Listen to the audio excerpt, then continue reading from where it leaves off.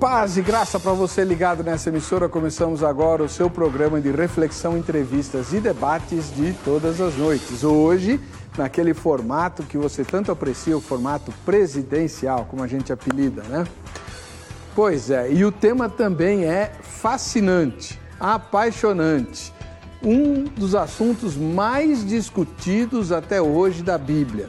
Uma passagem enigmática registrada lá em Samuel, onde o rei Saul, pirado, procura uma feiticeira que ele mesmo tinha condenado à morte, né, para invocar o espírito de Samuel, profeta Samuel, juiz Samuel, homem de Deus Samuel, que já havia partido desse mundo.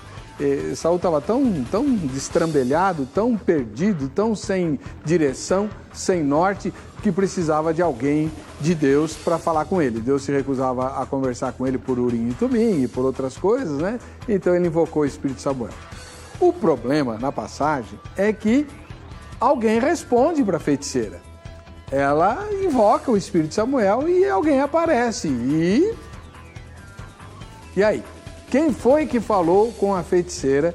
Quem foi que trouxe o recado, aliás, nada positivo, para Saul? Foi Samuel, já morto, ou foi um demônio? O problema de Samuel morto aparecer é que a Bíblia proíbe de maneira extremamente virulenta, vigorosa, com todas as letras e mais algumas, esse tipo de prática. Aquele que teme a Deus não pode, em hipótese alguma, imaginar consultar os mortos. Isso está muito claro nas Escrituras. E aí? Samuel, homem de Deus morto, aparece para conversar com Saul? É um problema. A ideia de que seja um demônio enganando a feiticeira, enganando todos os presentes, é muito popular. Mas, quando a gente olha o texto e lê o texto afirma que é Samuel que está falando. Por essas e por outras, essa é uma das passagens mais debatidas e discutidas ao longo do tempo. O Vejam Só trouxe dois eruditos, homens de Deus que confiam na palavra do Senhor e que servem ao Altíssimo, com opiniões diferentes. Ouça-os. Você certamente vai se enriquecer e aprender muito com eles hoje. Está no ar o Vejam Só.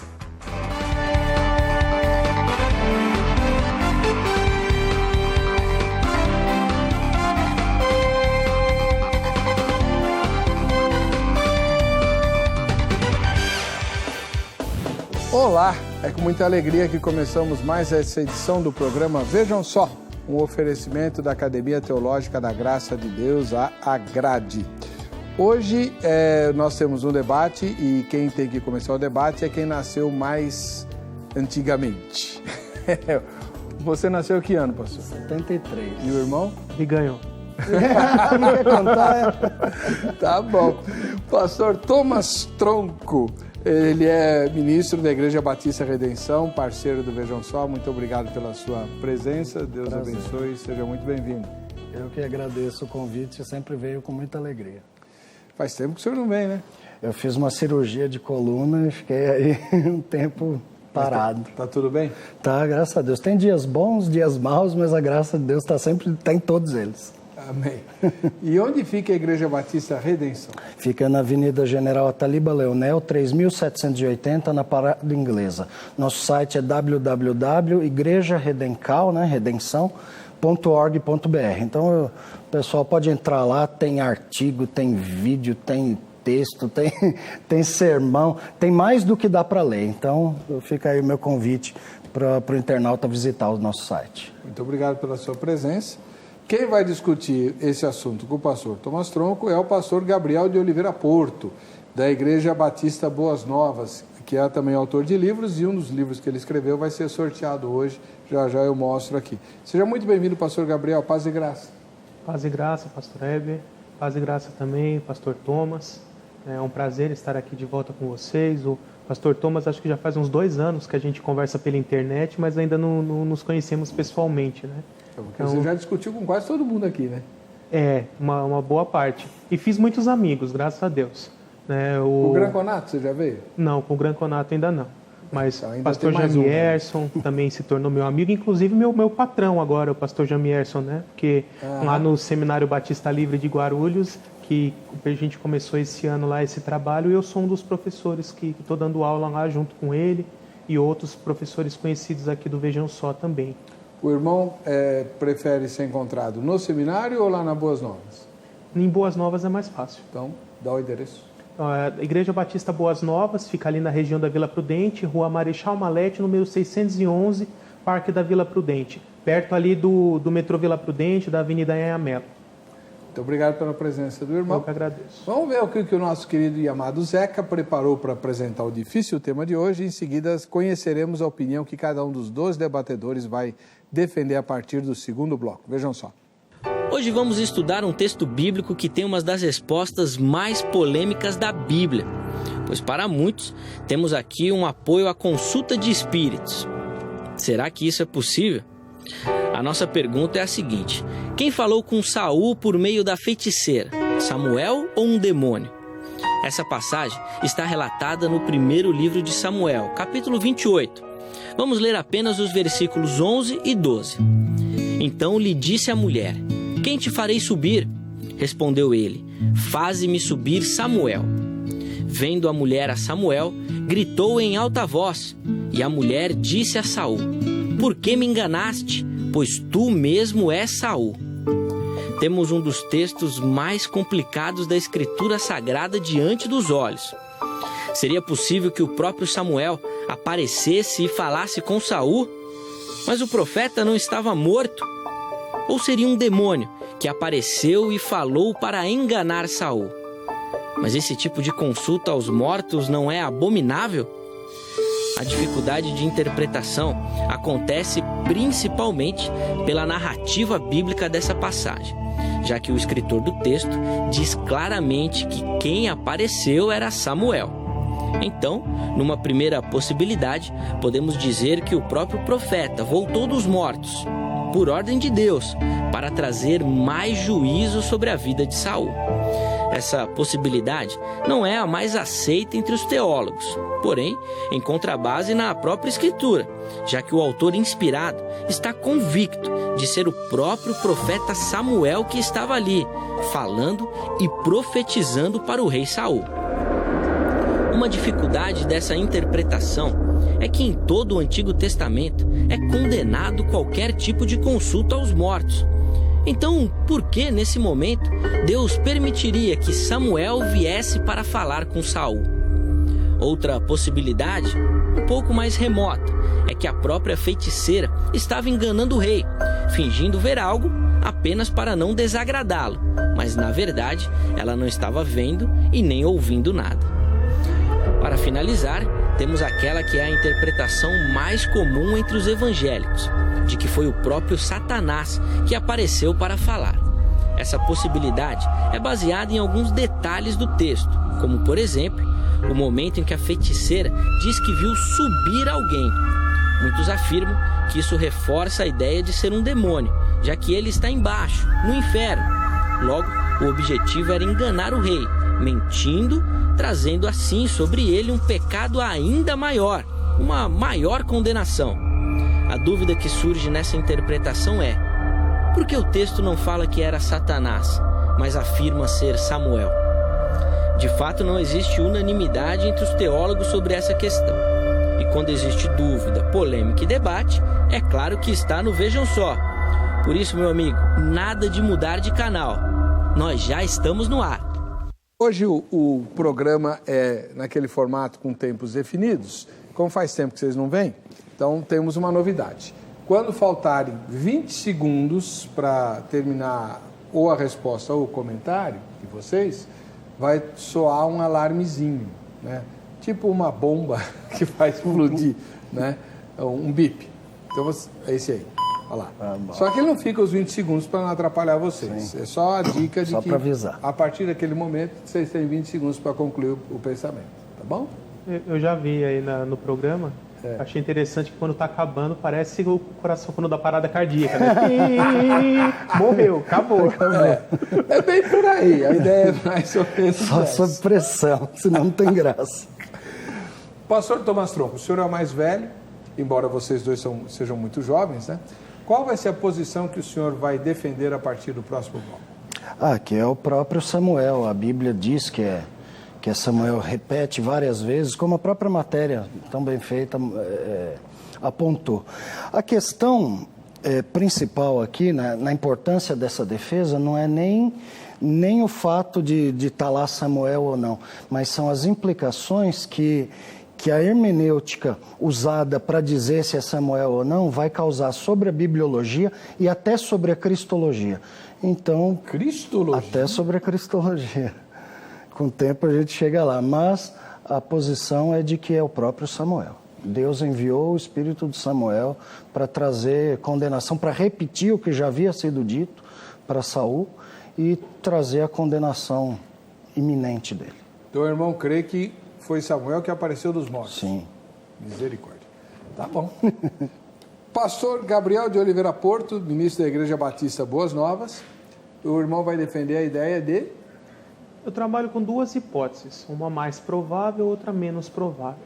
A mais provável é que eu entendo que seja um demônio, mas também não descarto a possibilidade de que tenha sido uma fraude por parte da pitonisa, de ter fingido que estava vendo alguma coisa e que de fato não estava vendo nada. Então, Samuel não era? Não, Samuel não. Porque eu entendo ser impossível comunicação entre vivos e mortos, que Deus não permite isso. Não é que ele só desaprova, como a Bíblia nos garante, mas que ele realmente impede que socorra, ele não permite que socorra. Então o debate hoje vai pegar fogo a partir do próximo bloco, eles vão começar com perguntas e você vai assistir todas, ouvir com atenção, registrar suas dúvidas para depois dirimir com o seu pastor, e esse é um episódio raro. Nós temos raramente a oportunidade de ter duas pessoas tão preparadas para falar de um tema como esse, né? Mas você também tem que se posicionar. E antes de ouvi-los, tudo bem, não tem problema, você vai votar na enquete, se você mudar de opinião depois, não tem problema nenhum. O importante é você participar do sorteio. Vamos lá, no vejamsó.com.br você tem a pergunta. Qual é a pergunta da nossa enquete? Simples, né? Quem respondeu ao rei Saul? Quem foi? Primeira resposta: Samuel, já que o texto bíblico afirma isso. O pastor Tomás Tronco disse isso. Segunda resposta: um demônio. O fato do texto afirmar que a feiticeira viu alguém subir confirma que é o diabo, porque o diabo mora no andar de baixo.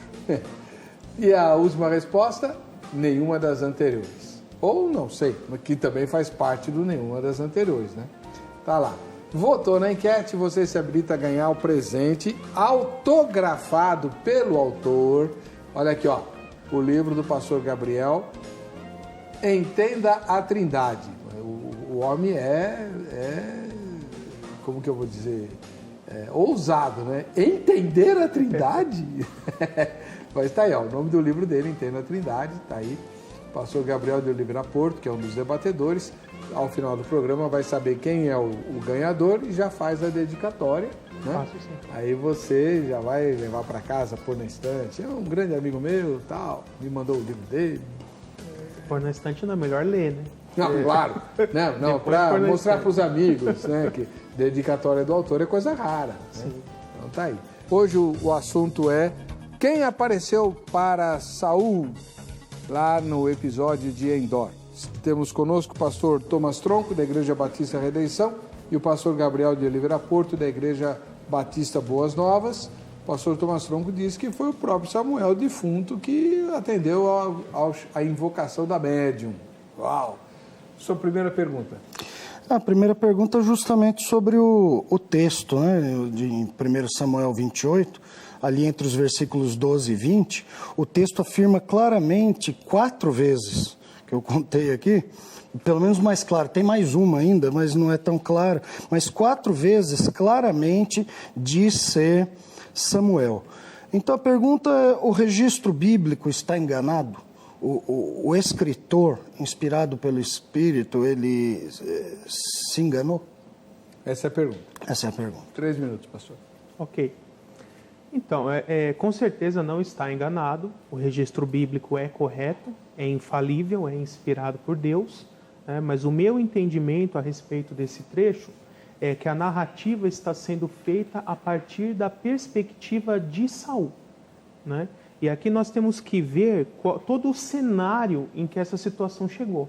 Então, se nós lermos aqui nos primeiros versículos, fala que ele estava procurando uma resposta de Deus e Deus não queria falar com ele.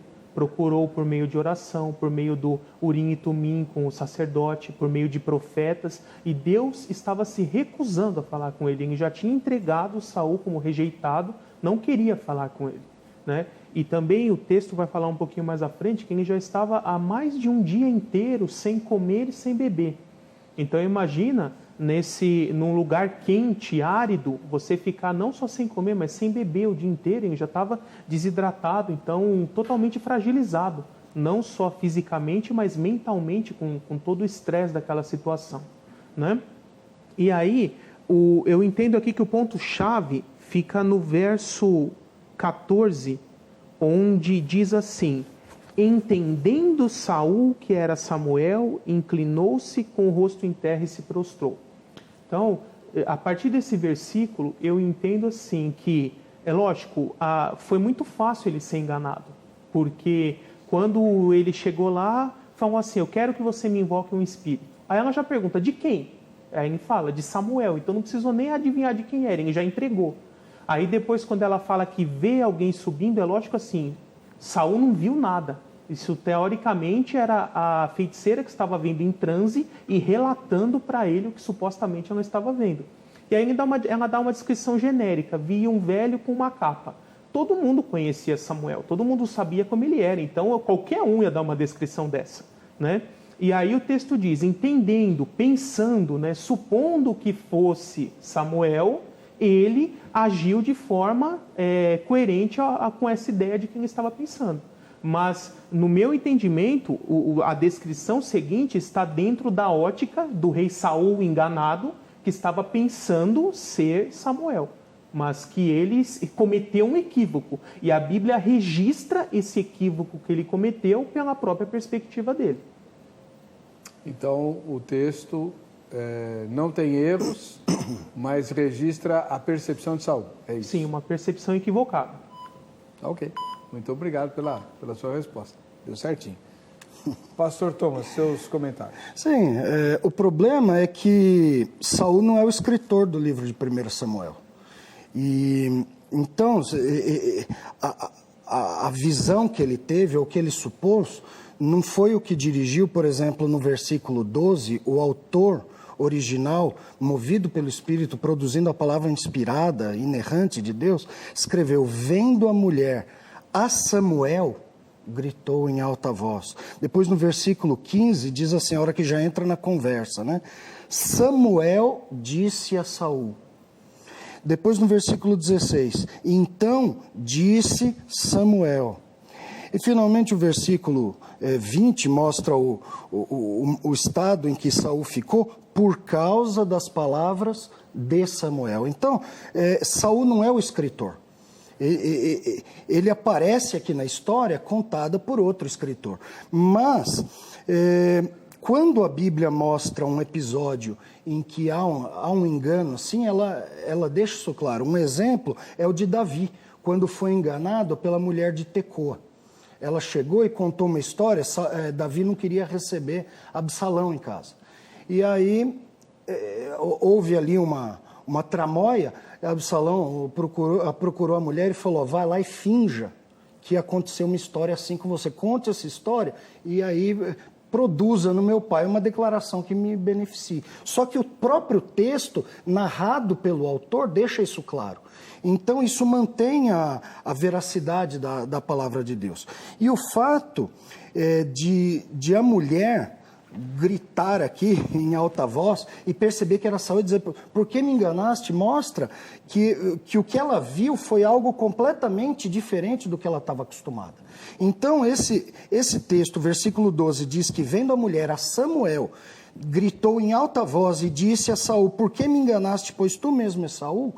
Esse texto mostra que nem ela viu as coisas que ela costumava ver através do engano de demônios, nem ela estava fingindo algo assim. Se ela fingisse, ia ser conforme o modo como ela agia, como ela consultava lá os espíritos malignos. E se fosse um desses espíritos, ela estava acostumada a ver, ela não estaria assustada. Mas o maior problema é o texto dizer, vendo a mulher a Samuel, Samuel disse a Saul. Se não é Samuel que disse a Saul, então o relato bíblico tem um problema. E a regra usada para esse tipo de interpretação, para dizer que não é Samuel, aqui está dizendo que é Samuel, mas é uma visão equivocada, isso vale depois para o resto da Bíblia inteirinha. E aí vai mexer na bibliologia e até na cristologia. Muito obrigado, pastor Tomás Tronco. Agora é a vez do pastor Gabriel Daltronco. É ele que vai fazer a primeira pergunta. Eu gostaria, se possível, só fazer um breve comentário, complementando um pouquinho a minha primeira resposta, porque o fato da pitonisa ter se assustado pode ser por ela ter descoberto que era Saul, porque Saul veio disfarçado. Então ela não sabia que era Saul. Quando ela percebeu que era Saul, ela assustou. Né? Então esse pode ser o motivo dela ter gritado e não de ter sido verídica a visão. Deixa eu só lembrar uma regra. Nós não temos tréplica. Certo. Tá? Então você pode incluir isso na sua pergunta, por exemplo, ou em alguma resposta que o irmão der. Só um detalhe bem rapidinho. Por exemplo, lá em Josué fala que ele orou para que o sol parasse. Isso é um exemplo de linguagem do ponto de vista humano. Então, a gente não vai dizer que a Bíblia está errada, porque não foi o sol que parou, foi a terra que parou. Esse é um exemplo ali onde não, a Bíblia continua inerrante, mas retrata a perspectiva do ser humano. Eu entendo que aconteceu a mesma coisa ali no episódio. Tá? Então, a minha pergunta é o seguinte. O ponto de divergência aqui, o texto ali de 1 Samuel 28 fala que foi invocado um espírito, né? Então, o entendimento que eu tenho da palavra espírito é que seja um demônio. O entendimento que o pastor Thomas tem é que seja uma pessoa que já faleceu, né? Eu separei aqui alguns textos bíblicos só para dar um embasamento de que a Bíblia usa a palavra espírito para se referir a demônios. Então, aqui até rapidamente, por exemplo, Mateus 8,16. Ao anoitecer foram trazidos a ele muitos endemoninhados e ele expulsou os espíritos. Com uma palavra curou a todos os doentes. Então, ele faz essa ligação. Endemoniados, espíritos. Confirmando que espíritos são demônios, né? Eu poderia pegar aqui também Marcos 1, 23 e 24. Justo naquele momento na sinagoga, um homem possesso de um espírito imundo gritou: "O que queres conosco, Jesus de Nazaré? Vieste para nos destruir? Sei que tu és o Filho de Deus." Né? Mais aqui à frente, por exemplo, esse é curioso aqui, Atos 16, diz assim: certo dia, indo nós para o lugar de oração, encontramos uma escrava que tinha um espírito pelo qual predizia o futuro. Ela ganhava muito dinheiro com seus senhores com adivinhações. E o texto prossegue depois que Paulo expulsou esse espírito e tal. E mais à frente, em Atos 23, verso 7 em diante, dizendo isso, surgiu uma violenta discussão entre os fariseus e os saduceus e a assembleia ficou dividida. Abre parênteses. Os saduceus dizem que não há ressurreição, nem anjos, nem espíritos, antagonizando anjos e espíritos como eles sendo demônios de novo. Mas os fariseus admitem essas coisas. Então eu citei aqui alguns exemplos que mostram a palavra espírito sendo usada para se referir a demônios. E ela é usada a demônios e também a anjos. Por exemplo, Salmo 104, Hebreus 1 diz que os anjos são espíritos. Então eu gostaria que o pastor Thomas me mostrasse um texto ou alguns textos onde descreva que uma pessoa que já morreu é chamada de espírito. Não que um ser humano tenha um espírito ou que quando ele morre o espírito vai para Deus, mas mostrando claramente alguém já morto sendo chamado de espírito. Eu gostaria que o pastor citasse algum texto da Bíblia para embasar essa linha de pensamento, fora o de 1 Samuel 28. Então, isso não é necessário, porque a Bíblia fala sobre o nosso espírito. Um anjo é um espírito, Deus é espírito, Jesus rendeu seu espírito, entregou seu espírito, o homem morre, seu corpo volta ao pó, e seu espírito a Deus que o deu. Então, esse raciocínio não colabora em nada, porque todos tanto anjos, como demônios, quanto homens, como Deus, são chamados de espíritos. Eles têm espíritos. Mas então, ser mas a humano questão morto é que chamado aqui de espírito em algum lugar da Bíblia? Oi? Um ser humano que já morreu é chamado de espírito em algum lugar da Bíblia? Sim, aquele que o espírito volta a Deus. O seu corpo está em Eclesiastes. Não, isso é o momento da morte. depois você o comenta. momento da morte ele volta para Deus, mas depois de morto. Então, mas em é que você completa está querendo resposta, depois você... inventar um texto que a Bíblia não falou, entendeu? Mas a Bíblia fala largamente sobre o nosso espírito, que Deus soprou a Sim, alma como uma vivente. parte do ser humano. Então, irmão, depois você comenta. Que seja. Então, esse raciocínio não ajudou em nada. A questão é que quem aparece lá é um espírito. É um espírito, o espírito de Samuel. E aqui o texto não fala que o espírito de Samuel, fala da pessoa de Samuel. Fala, e disse, vendo a mulher a Samuel. Samuel disse a Saul. Então, essa jogada do espírito aí não resolveu nada, porque Saul foi buscar falar com Samuel e falou, parece que Deus resolveu aqui condená-lo. É como se ele dissesse assim, então peraí, você quer falar com Samuel? O livro começou, a jornada de Saul começa com ele procurando Samuel, né, para procurar os animais dele que sumiram, e termina agora com ele buscando Samuel. Começa ele buscando Samuel e sendo feito rei. Termina com ele buscando Samuel e pelo mesmo Samuel sendo condenado a entregar seu reinado e agora a morrer. Então o livro traça um paralelo assim, ele começa e fecha a história de Saul muito bem. E aqui eu não vejo onde limitar a palavra espírito aos demônios resolve alguma coisa, já que Deus é espírito, já que Jesus entregou o seu espírito, já que o espírito do homem volta a Deus que o deu. Obrigado, pastor. Pastor Gabriel, 3 minutos. Então, eu fiz essa pergunta justamente porque eu rastreei todas as ocorrências da palavra espírito na Bíblia, tanto o Antigo quanto o Novo Testamento, e não há nenhuma ocorrência na Bíblia em que alguém já morto seja chamado de espírito, né? Existe a pessoa, enquanto está viva, a pessoa fala do espírito dela, né? Os anjos são chamados de espíritos, os demônios são chamados de espíritos. Existe até como metáfora, figura de linguagem, o espírito agressivo, o espírito de paz e assim por diante. Mas não há nenhuma referência bíblica de alguém que já morreu sendo chamado de espírito. As pessoas nesse estado entre a morte e a ressurreição, elas não são chamadas de espíritos, elas são chamadas de almas. Nós encontramos 2 referências disso na Bíblia, pelo menos. Eu posso até citar aqui de cabeça, Apocalipse 6, versos 9 a 11, quando ele abriu o 5º selo, vi as almas dos que foram mortos pelo testemunho de Deus e pela palavra que deram. E depois Apocalipse 20, versos 4 a 6, onde diz, vi as almas dos que foram decapitados pelo testemunho de Deus, eles ressuscitaram e reinaram com Cristo pelos 1000 anos. Então, a definição que a própria Bíblia dá para o estado em que a pessoa se encontra após a morte é alma, não é espírito. A palavra espírito, nesse caso como um ser inteligente não material e que pode se manifestar e incorporar em alguém, a Bíblia usa exclusivamente se referindo a demônios, em alguns casos em anjos bons também, mas nunca para ser humano. Então, o próprio fato de Saul ter dito que queria que invocasse um espírito e foi invocado um espírito, já é uma prova que é um demônio.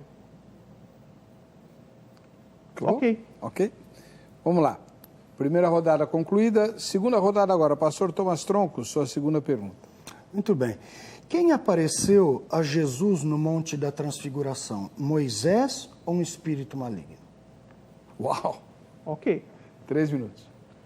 Foi Moisés, e graças a Deus eu comento isso no capítulo 9 do meu livro de escatologia, para ninguém dizer que eu vou inventar agora o que eu falei, já está escrito há anos aí.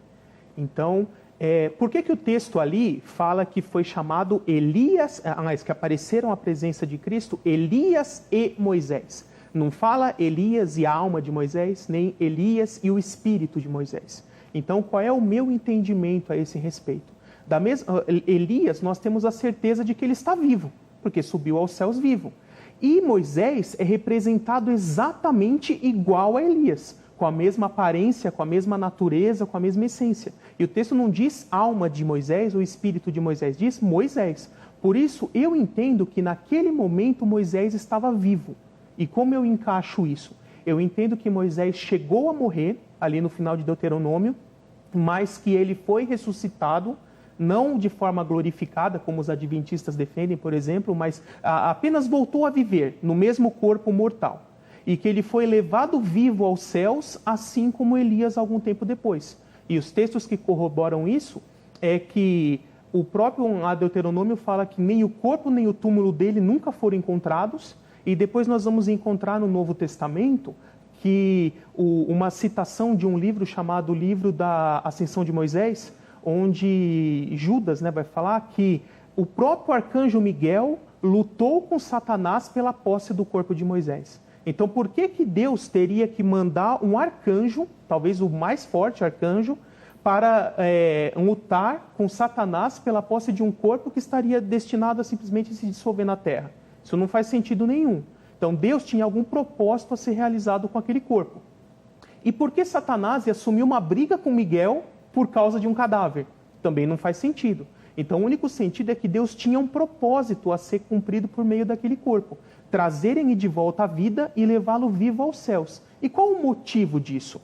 Deus já tem em seu plano para a história da humanidade, lá na frente, durante o período tribulacional, trazê-los como as duas testemunhas, relatadas em Apocalipse 11. E o texto lá fala que depois do seu ministério de 3 anos e meio, eles serão mortos. Por isso eles têm que estar ainda em corpos mortais. Ficarão ali 3 dias mortos e depois sim ressuscitarão de forma glorificada e subirão aos céus. Então, como Deus já tinha esse plano de Moisés lá na frente ser uma das duas testemunhas, ele mandou o arcanjo Miguel para ressuscitá-lo e levou ele vivo aos céus, de forma que no episódio da transfiguração, tanto Moisés quanto Elias estavam os dois vivos. Não ocorreu ali nenhuma comunicação com mortos, nenhuma necromancia. Até impossível que ocorresse, porque a Bíblia diz que Jesus nunca pecou, viveu sua vida inteira sem pecado. E se ali ele tivesse invocado Moisés estando morto, ele teria cometido o pecado de necromancia, abominação perante Deus, descrita lá em Deuteronômio 18.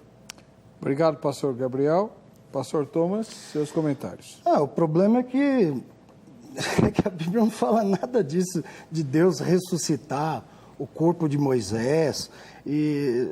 Aliás, eu nunca nem tinha ouvido falar nisso. O texto só fala que o seguinte, em Deuteronômio 34:7, tinha Moisés a idade de 120 anos quando morreu. E só isso. E não, o resto é tudo invenção. Agora, o que diz no Monte da Transfiguração é que enquanto ele orava, a aparência do seu rosto se transfigurou, suas vestes resplandeceram de brancura, eis que 2 varões falavam com ele, Moisés e Elias, que apareceram em glória e falavam da sua partida. Então, também não é um aparecimento, esse falar, apareceram em glória, não é um surgimento qualquer, apareceu Moisés andando lá. Então, aqui é o mesmo caso, é idêntico, Deus não costuma fazer isso. Mas ele fez 2 vezes. Ele enviou o espírito de Samuel para uma tarefa pontual, que foi condenar Saul e mostrar para o povo que queria um rei igual aos dos outros povos. Esse foi o erro de Israel. Israel teria um rei, tinha promessas de que eles teriam reis. Já tinha até dito de que tribo viriam os reis, mas eles queriam um rei como das outras nações. E a vinda de Samuel, e que o texto diz, e disse Samuel, aqui não diz o espírito de Moisés, lá também não diz o espírito de Samuel. Fala, e disse Samuel a Saul, e a mulher viu a Samuel, e por causa de Samuel. Não fala o espírito de Samuel nenhuma vez, não existe. Fala, nos versículos anteriores não existe a expressão o espírito de Samuel, não existe naquele texto. Saul foi procurar um espírito, ele foi fazer o errado. Mas quando fala da vinda de Samuel, fala Samuel, igual aqui, Moisés. Então Deus, nem naquela vez, nem nessa, não foi uma sessão espírita. A mulher gritou quando viu algo, não veio no corpo dela, não é o que a gente conhece aí como espiritismo. O problema é que o medo de dar argumento para o espírita, lá naquele texto, faz com que Jesus tenha que se encontrar aqui ou com um ou com demônio, ou fazer uma sessão espírita, ou esse negócio que eu nunca ouvi e que a Bíblia não fala, de Moisés ser ressuscitado, não glorificado, vem o corpo ficou guardado. Isso não existe, a Bíblia não fala em lugar nenhum isso. Então o texto fala que Moisés veio, assim como Samuel, são duas ocorrências especiais. Deus às vezes faz coisas extraordinárias, como por exemplo o texto de Hebreus 9:27, que diz que ao homem está ordenado morrer uma só vez, depois disso vem o juízo. Só que aí Deus abre algumas exceções, ressuscitando Lázaro. Lázaro vai morrer 2 vezes. Ou pessoas que ressuscitaram quando Jesus morreu. Ou no Antigo Testamento, pessoas que foram ressuscitadas por Elias e por Eliseu. Então o próprio Deus que falou que só vive uma vez, só morre uma vez, fez algumas pessoas morrerem mais de uma. Muito bem. O debate vai continuar no próximo bloco, você não sai daí, a gente volta já. Esse é o programa Vejam Só, no formato de debate presidencial, quebrando pau aqui, para saber quem foi que respondeu a Saul quando esse procurou uma feiticeira lá em Endor. Foi Samuel, foi um demônio? Nós temos aqui o pastor Gabriel de Oliveira Porto, ministro da Igreja Batista Boas Novas, que defende a ideia de que foi um demônio. Ou então a feiticeira enganou todo mundo lá, né? Mas de jeito nenhum foi o Espírito Samuel. Já o pastor Thomas Tronco, da Igreja Batista Redenção, disse que foi Samuel, porque a Bíblia diz que foi Samuel. O pastor Thomas Tronco já fez 2 perguntas, mas o pastor Gabriel fez uma só. Então agora ele vai empatar o jogo, fazendo a segunda inquirição dele. Ok. Pastor Heber, antes de fazer a pergunta, eu gostaria de dar esses 2 livros aqui de presente. Né? O Manual Prático de Escatologia eu quero dar para o pastor Thomas. Ele é fissurado nesse assunto. Nós dois somos dispensacionalistas, né? Gostamos muito do assunto e tem algumas coisas interessantes. Essa é a terceira edição, eu tenho a primeira. Opa! Da capa amarela, coleção, Relíquia. Né? A primeira só foi produzida 500 exemplares e acabou. Quem tem é Relíquia. E esse aqui, o meu segundo livro, Entenda a Trindade, eu quero deixar com a produção para ser sorteado também num programa futuro. Ok. O de hoje a gente já está sorteando, né? E teremos mais um sobre a Trindade. Esse assunto, agora, entender a Trindade, o irmão é ousado, hein?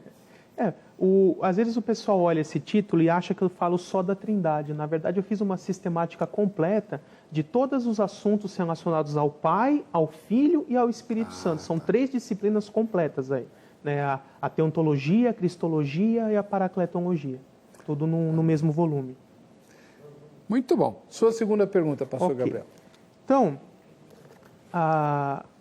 como eu defendo essa ideia de que seja impossível haver efetivamente uma comunicação entre vivos e mortos, né? A pessoa chegar lá no centro de mesa branca e mesmo que seja por poderes de demônios, invocar um espírito ou uma alma de alguém que já morreu para estabelecer qualquer tipo de contato e que também nem as pessoas que já morreram por iniciativa própria podem vir assombrar alguém, se comunicar com alguém nesse sentido, né? Eu entendo que Deus bloqueia isso, que isso é impossível.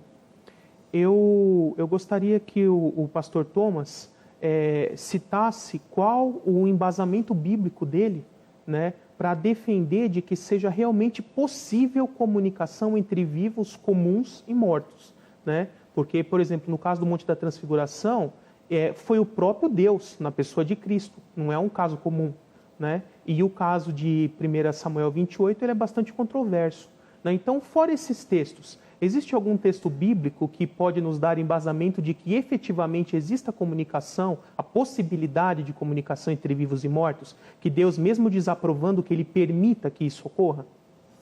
3 minutos, pastor. Não existe. Não existe, tanto que esses são os 2 únicos casos. O problema é que o primeiro caso, eu falei no começo, que pouco muda para a gente se é Samuel ou não. O problema é que quando a realidade vivida no envio de Deus, de Samuel, se junta com o envio de Deus de Moisés, aí o negócio complica, porque aí é Jesus quem está lá. E aí, Moisés, ou não é Moisés, ou Jesus foi enganado, será que Jesus foi enganado por um espírito? ou Jesus foi enganado por um farsante, aí a cristologia vai para o brejo também. Se a Bíblia antes ia para o brejo, agora a cristologia vai para o brejo. Então, é a mesma regra. A gente tem que tomar muito cuidado com que regra a gente usa em Samuel, porque a mesma regra vai ser aplicada no caso de Moisés. E aí o negócio complica. E aí não adianta falar, não, mas é que aqui era uma pitonisa, lá era na transfiguração, porque fica claro que aquilo que Saul tentou fazer, que aquela pitonisa tentou fazer, não foi o que aconteceu. Não foi o que aconteceu. Tanto que o resultado foi inusitado para aquela mulher. Foi inusitado e tem mais. O que as pessoas costumam dizer que veio lá um espírito para enganar, ele não enganou nada. Ele repetiu as coisas, ele falou, sabe o que ele falou? Ele falou o seguinte, no versículo 19, ele falou, o Senhor entregará também Israel contigo na mão dos filisteus. No outro dia foi isso que aconteceu. Em 1 Samuel 31, fala que o acampamento foi rodeado, que os israelitas fugiram, deram as costas, que os filisteus chegaram lá e os dominaram e os mataram. Depois ele diz no 19 também lá de 1 Samuel 28, tu e teus filhos estareis comigo, ou seja, vão morrer, né?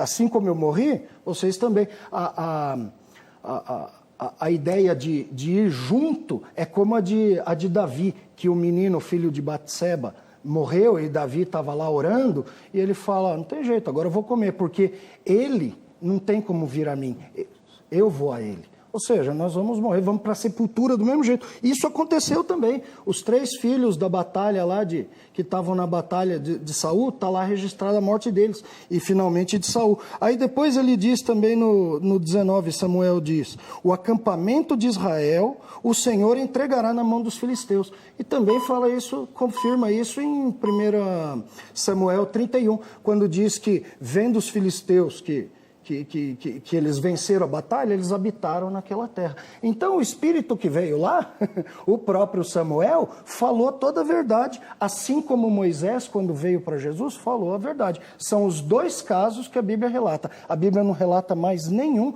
e os 2 foram feitos de modo extraordinário por Deus. Pastor Gabriel, seus comentários. Ok.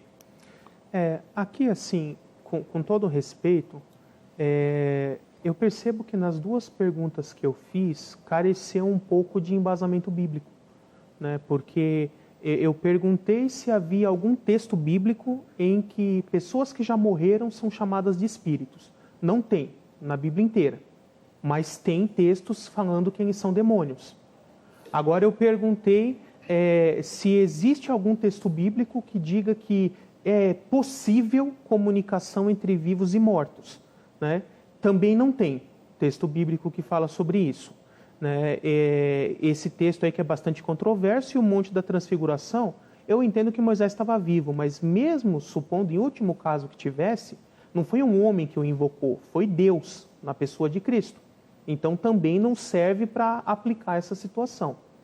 Já existe texto bíblico comprovando que não há essa possibilidade de comunicação. O que eu gostaria de ler aqui, Lucas 16, versos 19 a 31, é um texto bem conhecido, a passagem do rico e o Lázaro, né, que a gente não sabe se é de fato só uma parábola ou se é um fato que Jesus quis usar como ilustração. E aí vocês conhecem bem, né, existiu o rico, Lázaro, os 2 morreram, um foi ali para o paraíso, o seio de Abraão, o outro foi para o Hades, o lugar dos perdidos. Então, quando chega aqui, a partir do verso 25, diz assim, ó, disse, porém, Abraão, Abraão aqui não é a pessoa de Abraão, mas é uma simbologia do próprio Deus, né? Então, filho, lembra-te de que recebeste os teus bens em tua vida, e Lázaro igualmente os males. Agora, porém, aqui está tu consolado e tu em tormentos. E, além de tudo, está posto um grande abismo entre nós e vós, de sorte que os que querem passar daqui para lá não podem, nem os de lá para cá. Agora, olha o verso 27. Então replicou o rico, Pai, eu te imploro que eu mandes, o Lázaro, a minha casa paterna, porque tenho 5 irmãos, para que lhes dê testemunho, a fim de não virem também para este lugar de tormento. Respondeu Abraão: eles têm a Moisés e aos profetas, ouçam-nos, né, que é uma referência ao cânon do Antigo Testamento, a Bíblia. Mas ele insistiu: não, pai Abraão, se alguém dentre os mortos for ter com eles, eles se arrependerão. Agora olha o que Deus aqui fala. Abraão, porém, lhe respondeu: se não ouvem a Moisés e os profetas, tampouco se deixarão persuadir, ainda que ressuscite alguém dentre os mortos. Então, ele não podia ir por conta própria, porque ele teve que pedir permissão para Deus. E Deus falou que a única forma de sair do mundo dos mortos para estabelecer algum tipo de contato com os vivos é por meio da ressurreição. Ele não pediu para ressuscitar, ele pediu para ter contato com eles, comunicação. E aí ele falou: não creriam ainda que ressuscite alguém dentre os mortos. Então esse texto nos comprova que tanto salvos quanto não salvos após a morte estão retidos no mundo dos mortos, totalmente incomunicáveis, aguardando o momento da ressurreição. Ok. Bom, empatamos, 2 perguntas para cada um. O pastor Thomas Tronco vai fazer a terceira. E nos seus comentários, se o senhor precisar, o senhor pode usar mais 30 segundos, como fez o irmão Gabriel agora, tá bom? Quando a Bíblia diz que Jesus ressuscitou, pode ser que esse registro represente apenas aquilo que o escritor pensou ser verdadeiro, sem que a ressurreição tenha ocorrido? Né? Será que não foi assim a percepção, correu a notícia, Jesus ressuscitou, e ele escreveu lá, Jesus ressuscitou. Mas não foi mesmo isso que aconteceu, porque foi a perspectiva dele apenas? Pode ter acontecido isso? Essa é a pergunta? Essa é a pergunta. 3 minutos, pastor. Bom, é claro que não, né? Mas temos que ver o seguinte: não foi só um autor, foram pelo menos 4 autores de 4 evangelhos, contando Lucas aí, que relatou 2 vezes, em Lucas e em Atos, né? E além de escritores, houveram diversas testemunhas, não só os 12 apóstolos, as mulheres, os seguidores. A Bíblia fala lá no livro de Atos que quando Jesus subiu aos céus, havia cerca de 500 pessoas no Monte das Oliveiras, que todas testemunharam da ressurreição. E isso foi não só de ver, mas de tocá-lo, né? Nós vemos que Jesus se apresenta ali para Tomé: toque do meu lado, toque na marca das minhas mãos e do lado. E eu acho interessante porque no Evangelho de João não tem, mas no de Lucas tem. Nesse momento ele fala assim: toque em mim, veja que eu sou de carne e osso, porque um espírito não tem nem carne nem osso. A mesma coisa que Jesus falou quando ele andou sobre as águas, né? Lembra que os apóstolos viram e pensaram que fosse um espírito. Será que eles estavam achando que era alguém morto? Não, era um demônio materializado ali quando eles estavam pensando ser um espírito. E aí Jesus falou: veja, eu tenho carne e osso, por isso que eu não sou um espírito, né? São esses 2 momentos em que Jesus fala isso. Então, vamos ver aí onde que o pastor Thomas vai querer desenvolver essa linha de pensamento, né? Porque ficou claro que é uma pergunta retórica, né? Então, vamos lá, vamos ver o que você vai desenvolver em cima disso daí.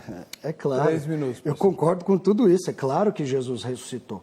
O problema é que a hermenêutica usada para atacar a descrição do autor bíblico, que diz 4 vezes, Samuel disse, viu a mulher a Samuel, foi por causa de Samuel, respondeu Samuel. A hermenêutica usada para tentar desbaratar essas afirmações mais que claras, que também não são uma só, são 4 sequenciais, assim que nem lá em Apocalipse que fala 1000 anos, e ele reinará 1000 anos, e depois dos 1000 anos, ele fala 6 vezes em pouquinhos versículos assim, 1000 anos, e aí chega alguém e fala assim, não é 1000 anos, então não dá, né? Então aqui 4 vezes disse Samuel. Então a hermenêutica usada para desbaratar isso, que seria, esse aí é o ponto de vista de Saul, não está errado, mas é que tá errado porque Saul pensou que era isso, mas não era. Isso aí se aplica à Bíblia toda. Eu citei um caso, entendeu? Aliás, em Jesus tinha até história para isso, né? Os sacerdotes pagaram os guardas, falaram, fala que roubaram, e aí diz que aquela história estava correndo. Então alguém usando a hermenêutica de dizer que não era Samuel porque foi a impressão de Saul, ele usa aqui tranquilamente isso, e para tudo, e para qualquer coisa.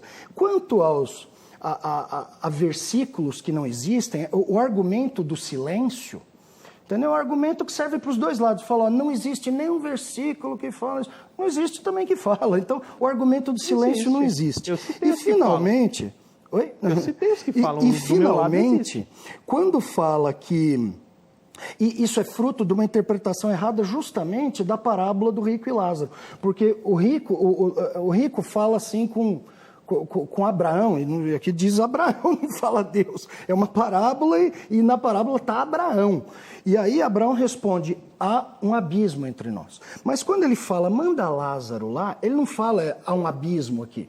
Ele só fala, ainda que ressuscitasse um morto, eles têm Moisés e os profetas. Se eles não ouvem Moisés e os profetas, pode ressuscitar quem quiser, que eles não vão ouvir. Então, o problema é que o pessoal mistura o abismo entre o céu e o inferno, aqui onde está rico e onde está Lázaro, e transporta para o segundo pedido, quando Abraão não fala nada disso. Ainda assim, a gente não vê nenhum caso fora Moisés e fora Samuel que sejam exemplo disso. A gente vê gente ressuscitando. Mostrando que o espírito do morto, quando Deus fala vai viver, ele vive. Então, Deus é o dono da regra. Ele estava condenando a necromancia. Ele não estava limitando a sua atuação. Assim como ele disse que cabe ao homem morrer uma só vez, ele fez alguns morrer duas, ressuscitando e morrendo novamente. Ele é Deus, ele fez a regra e ele lança a mão dela. E quando ele lança a mão, ele não lança a mão pecando, ele lança a mão... O que foi, o tempo? Desculpe. Então ele lança a mão da sua atividade soberana, que não é limitada pelo modo como ele limitou os homens. Obrigado, pastor. Pastor Gabriel, agora o senhor vai empatar fazendo a terceira inquirição. A gente não está perdendo tempo porque não estamos ouvindo parada cardíaca aí para dizer que o tempo acabou. Né? Tá só bom, tem o primeirinho. Não, mas avisou aqui, agora eu já sei o que é. Eu não sou de falar. Depois, se sobrar tempo, eu gostaria até de colocar meu entendimento a respeito de Hebreus 9:27. Eu entendo que não é uma exceção à regra. Tá? Depois eu até gostaria de explicar isso. Então, o pastor Thomas já acabou, de certa forma, respondendo na pergunta anterior o que eu vou perguntar. Mas eu gostaria que ele enfatizasse novamente isso para eu poder desenvolver a argumentação em cima disso. Né? Então, Samuel, durante a vida inteira, ele foi um homem de Deus. Sempre profetizou segundo as ordens de Deus. As palavras que ele profetizava eram palavras de Deus, que Deus o autorizou a proferir para as pessoas. Né? O próprio texto ali demonstra que Deus não queria falar com Saul. Saul tentou todas as formas lícitas, inclusive por profetas, por Urim e Tumim com o sacerdote, por oração, enfim, todos os meios lícitos, não pecaminosos, digamos assim, e Deus não queria falar com ele em nenhum deles. Né? E aí eu vou subdividir a pergunta em duas partes. Na primeira, se Samuel a vida inteira viveu de acordo com a vontade de Deus, e ali estava claro que Deus não queria falar com ele, por que ele ia por conta própria, contra a intenção de Deus, falar com Saul, se Deus não queria falar com ele? Então, eram de Deus essas palavras? Porque Deus não queria falar com ele. Então, o certo seria ele, em obediência à vontade de Deus, poderia até parecer, mas fala, não tenho mais nada para falar com você, Deus não quer falar com você. Né? Então, fica estranho ele chegar lá e fazer uma profecia, sendo que Deus não queria falar com Saul. Né? E dentro desse assunto, o que essa entidade que se apresentou como se fosse Samuel profetizou, se cumpriu direitinho tudo que ele profetizou? Né? Então, eu queria a sua opinião a esse respeito. Então, aqui Samuel não tá lá por conta própria, assim como Moisés também não estava lá por conta própria. Em segundo lugar, o que Samuel falou se cumpriu. Na verdade, ele não trouxe novidade nenhuma.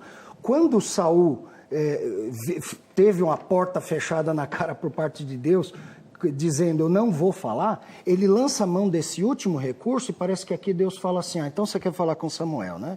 Ah, você quer falar com Samuel? Então, peraí, agora você vai falar com Samuel. Como eu vi uma vez um pastor fazer, um rapaz bateu em outro, e aí o pastor repreendeu, ele quis ficar com razão, falou, eu quero uma reunião com a liderança. O pastor falou, não, você não quer uma reunião com a liderança, você vai ter.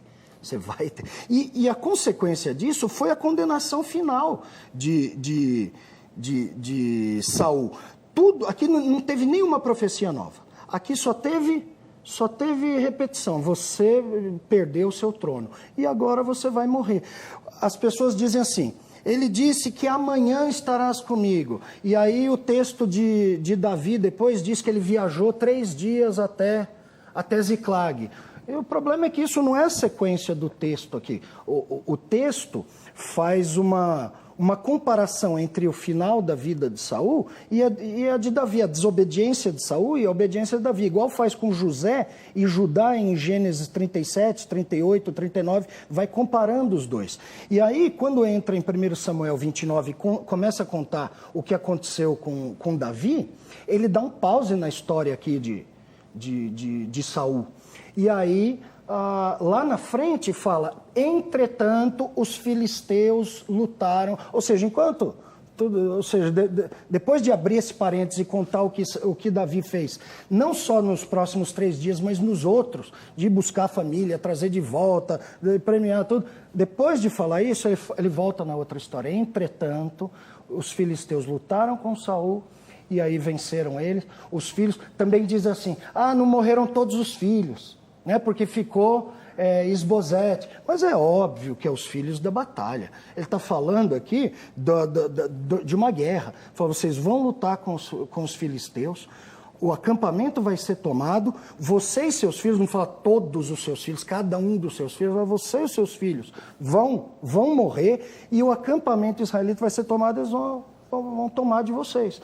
Tudo isso aconteceu. Samuel repetiu, segundo a vontade de Deus, punitiva. Saul devia ter ficado quieto. Talvez a punição fosse até menor. Você quer falar, então agora você vai falar. E vai ser mais punido. E tudo aquilo se cumpriu.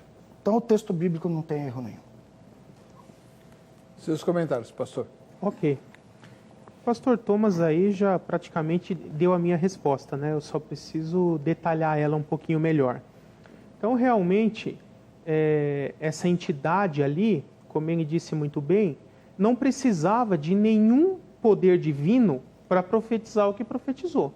Porque era uma profecia repetida, todo mundo já sabia o que ia acontecer, já sabia que Saul já tinha sido condenado, rejeitado, inclusive os demônios sabiam muito bem.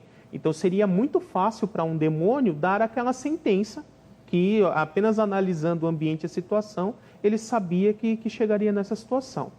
Com relação ao capítulo 29, para ser bem honesto, eu não descarto a possibilidade de que realmente seja paralelo.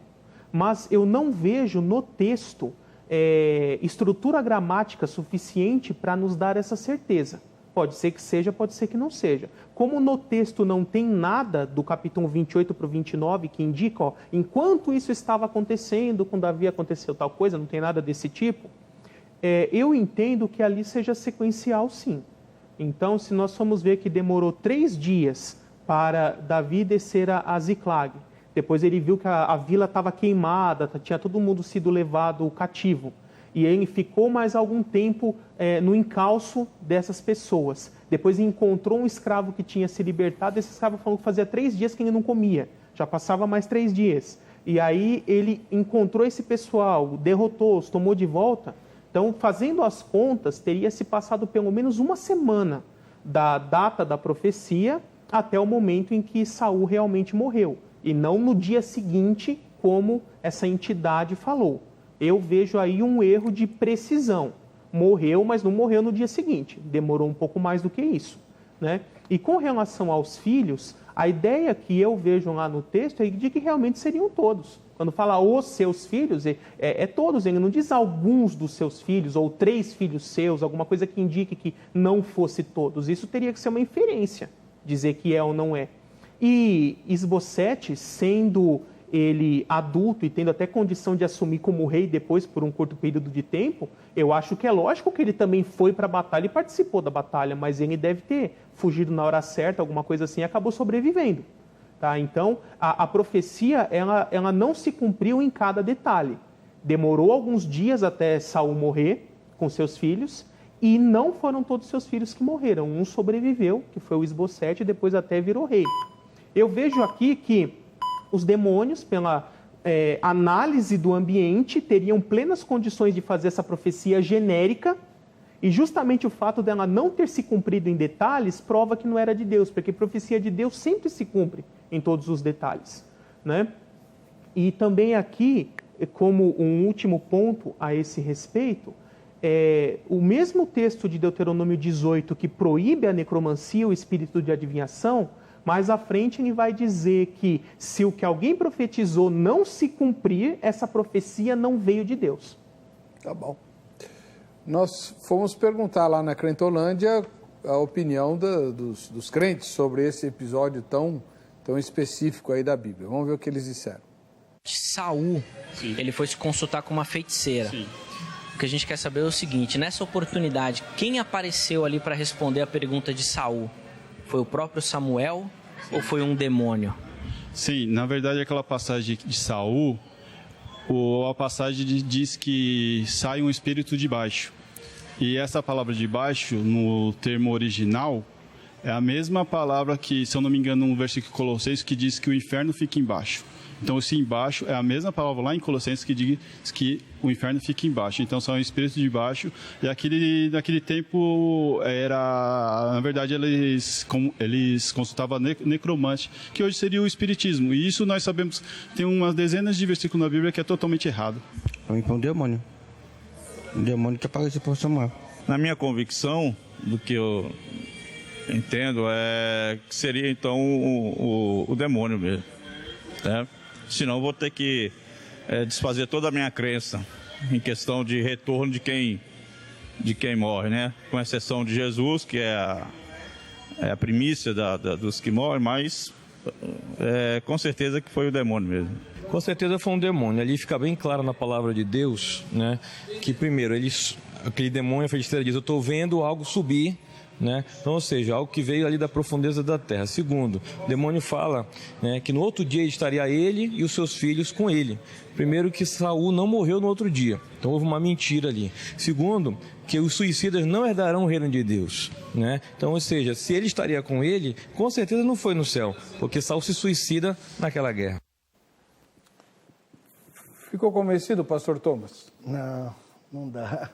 Não dá, porque aí eu tenho que rasgar a Bíblia inteira. E eu posso usar essa regra para dizer tudo. Eu posso usar essa regra para dizer assim, criou Deus o céu e a terra. Aí eu digo, não, é que não foi Deus que criou. Entendeu? É que tinha na Babilônia antiga uma crença, e o dilúvio, e Deus enviou o dilúvio. Não é porque lá na Suméria também tinha uma crença antiga, então os autores pensaram isso. Então aí acabou a Bíblia. Onde tem um erro, tem 1000. Então, se eu para não ficar desconfortável, como por exemplo no caso de Jefté, que fez um holocausto da filha. Você fala lá, o mesmo texto de Deuteronômio 18 diz, não passarás teu filho no fogo. E aí ele vem e fala isso, e Deus não promove libertação. Mandou matar Isaac, deixou um carneiro lá para salvar Isaac. No caso da moça, não. Então a gente vê passagens desconfortáveis, a gente vê Deus punindo as pessoas que são insensatas contra a sua orientação, contra a sua palavra. Agora, eu não posso tirar esse desconforto mudando o sentido do texto bíblico. Se eu fizer isso, acabou a Bíblia. O senhor quer explicar Hebreus 9:27? Quero. Tenho 1 minuto e meio. Então, eu não vejo ali como uma exceção pelo seguinte, o texto, isso inclusive, quando eu explico nas palestras que eu creio que Moisés ressuscitou, normalmente essa é a primeira pergunta que vem, em Hebreus 9:27. Aí eu falo, vale a mesma coisa do Lázaro, do filho da viúva de Naim, da filha de Jairo e de tantas outras pessoas que podem ter sido ressuscitadas. No Antigo Testamento, Eliseu ressuscitou um jovem, né? Teoricamente, todas essas pessoas morreram 2 vezes. Então, como encaixar isso com Hebreus 9:27? O texto ali diz, é dado ao homem morrer uma vez, vindo depois o juízo. Então, o que eu entendo? A condição no sentido salvífico da pessoa, se ela é salva ou é perdida, é selada no momento da morte. No momento da morte, ou ela é declarada definitivamente como salvo ou como perdido. Então, ela morre, se submete a esse juízo, por isso que ali no texto de Lucas 16, quando morre, ou vai para o lugar do salvo, ou vai para o lugar do perdido. E nós vemos na Bíblia que todo mundo que ressuscitou eram salvos. Nenhum perdido nunca ressuscitou. Então a pessoa morre, é submetida ao juízo, nesses casos considerada salva, e aí depois o que aconteceu com esses salvos? Eles voltaram à vida, viveram mais um pouquinho e depois morreram de novo definitivamente. Mas o estado de salvos que eles já tinham, isso não foi mudado. Então eu entendo que isso está relacionado ao juízo. Morre, né, nesse sentido julgado, declarado como salvo, e ali depois não tem problema se a vida dele foi prolongada por um pouquinho. Bom, nós temos aqui a oportunidade, né, rara, de ouvir dois eruditos, conhecem a Bíblia e temem a Deus, com opiniões diferentes. Eu acho que você já satisfez a sua curiosidade sobre o texto. Se não, você pode continuar o debate com o pastor Thomas Tronco, da Igreja Batista Redenção, e com o pastor Gabriel Oliveira Porto, da Igreja Batista Boas Novas, por meio dos contatos que estão publicados no site vejamsó.com.br. E não esqueça de... Oi. Tem tempo para eu dar um aviso rapidinho? Se for bem rápido. Tá. Você que está nos assistindo, eu gostaria de convidar você, porque eu fui chamado para fazer a primeira caravana escatológica para Israel, né, pela agência de viagens Galion. Que é escatológica? Ela vai ser totalmente voltada para o ensino da escatologia. Então nós fizemos um itinerário de uma semana em vários pontos ali da Terra Santa, e em todos eles eu vou explicar profecias e eventos a respeito do fim dos tempos. Vai terminar no Vale do Armagedon. Termina em Jerusalém, mas isso é um dos pontos. No vale do porque a gente tem que seguir a geografia, né? Vai do norte para o sul.